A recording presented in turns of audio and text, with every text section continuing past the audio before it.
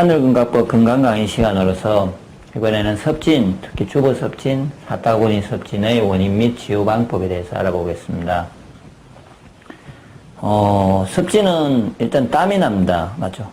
보통은 주부 섭진이라고 하는데 주부만 있는 게 아니고 요즘은 아이들도 있고 특히 젊은 사람들이 섭진이 많습니다. 왜 이제 섭진인데 이 섭진의 특징은 긴장을 하면은 원래 사람은요 원인은 긴장을 합니다. 긴장이라는 것은 스트레스, 마음의 문제, 스트레스하고 합병이 있습니다. 원인은 스트레스,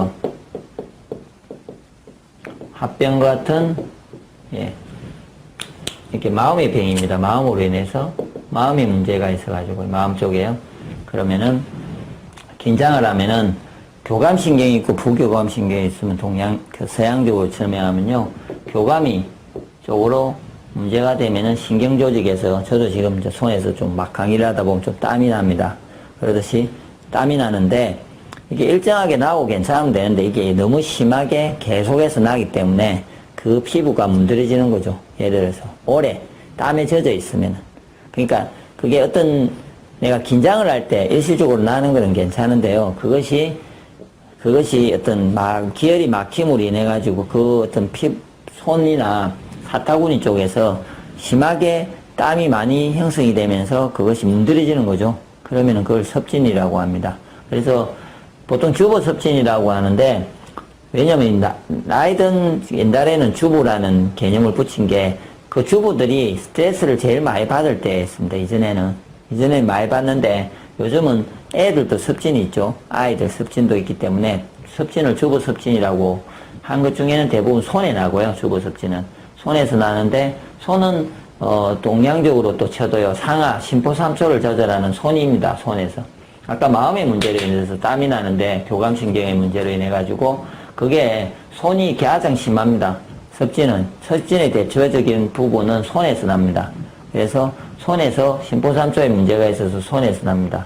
그래서 그리고 사타구니 쪽에는 신장방광 쪽입니다. 이게 장부로 치면은 신장방광 쪽에 약하신 분이 아래쪽에 사타구니에서 땀이 계속 나면서 그쪽에서 섭진이 나게 되죠. 그래서 크게 이제 지금은 주부 섭진하고 많이 나는 장부로 치면요 사타구니에서 있는데 제가 옛날에도 이렇게 그 신장방광이 원래 약해질 때요 사타구니 섭진도 있겠지만 기본적으로 좀 땀이 약간 채이면서 빨리 이렇게 찌릉내 같은 냄새가 있잖아요. 균이 바뀌면서 아래쪽에 빨리 냄새가 나고 팬티를 입었고 뭐 며칠 목욕을 안 하면 아래에서 시큼한 냄새들이 이렇게 심하게 올라오는 사람도 있고 여자분 같은 경우에는 뭐 아래에서 이제 다른 냄새 냉과 함께 이렇게 냄새들이 나가지고 매일 좀 청결하게 씻겨야 되는 경우가 있는데 그것도 신장방광이 약해질 때 하여튼 그쪽에서 땀이 많이 생기게 되면은 곰팡이들이 많이 생겨서 균이 생기면서 땀과 함께 섞여서 썩으면서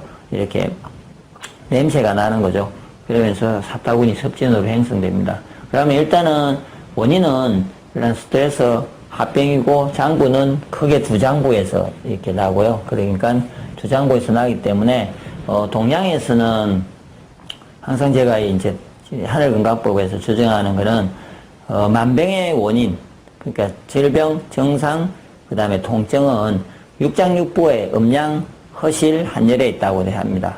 그러니까 육장육부의 문제로 인해서 나타나는 거기 때문에 굳이 이 부분을 생각하지 말고 육장육부를 좋아지게 하는 방향으로서 실천을 하시면은 이거는 덤으로 해결이 되는데 해결이 될 때 다른 증상까지도 같이 해결이 되면서 통으로 해결이 된다는 거죠. 육장육부로 나타나는 증상이 같이 좋아지는 거죠. 예를 들어서 심포삼초보다는 이해하기 쉬우려면 신장방광이 훨씬 이해하기 쉽기 때문에 먼저 설명하면은 신장방광이 이렇게 사타구니에 섭진이 있는 사람은요 신장방광이 나쁘기 때문에 소변을 자주 보고 허리가 아프고 전립선에 문제가 있든지 뒷골이 땡기고 그 다음에 뭐 머리에 탈모가 있을 수도 있고 이런 여러 가지 증상이 같이 있으면서 분명히 가지는 거죠. 그러면은 신장방광을 좋아지게 한다는 방식의 실천을 하시면은 그 모든 증상이 없어지면서 사타구니의 섭진이 없어지게 됩니다.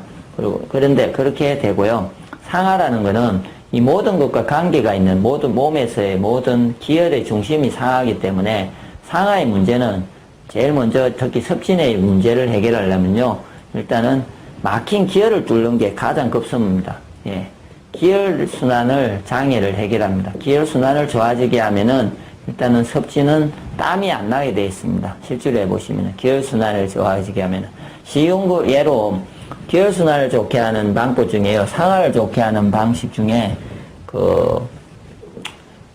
배지압 하늘건강 배지압 온열요법이 있습니다.